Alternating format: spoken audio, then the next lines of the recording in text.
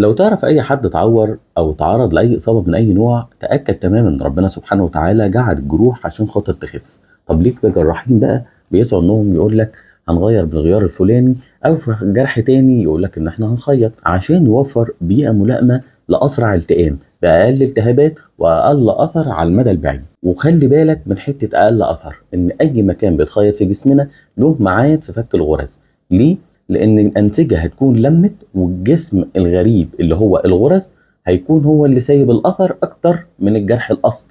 حتى لو كان في المكان ده في شد من الانسجه بشكل او باخر، الا ان الغرز هتسيب شكل اسوأ بكتير من الجرح ذات نفسه. يعني الجرح في العادي بيسيب شكل خط، اللي هو الخط اللي الدكتور راح لم الانسجه عليه، ولكن لو سيبنا الغرز اطول من الميعاد المناسب بتاعها لفك الغرز، هتسيب شكل ومنظر على المدى البعيد صعب في التعامل معاه اكتر من الجرح الاصلي. بل بالعكس، ممكن تلاقي ان يقول لك ايه الدكتور، ان من ضمن الحلول ان احنا نحتاج اعاده جراحيه، مش عشان الجرح وحش، لا، ده عشان اماكن الغرز صعب في التعامل معاها، فهنشيلها ونخيط من تاني. فنلتزم ونتوجه للمتخصص عشان خاطر نتعامل معاه، خصوصا في اماكن زي الوجه واماكن زي الايد.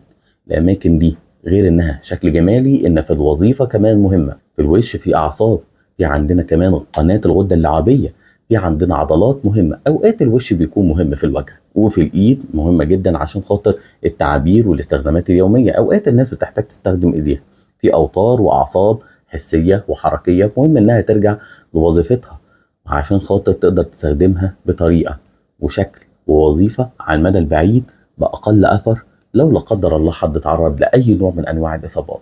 عشان كده اتوجه للمتخصص، تابع معاه، وربنا يحافظ عليك من كل شر، أنت وكل أحد.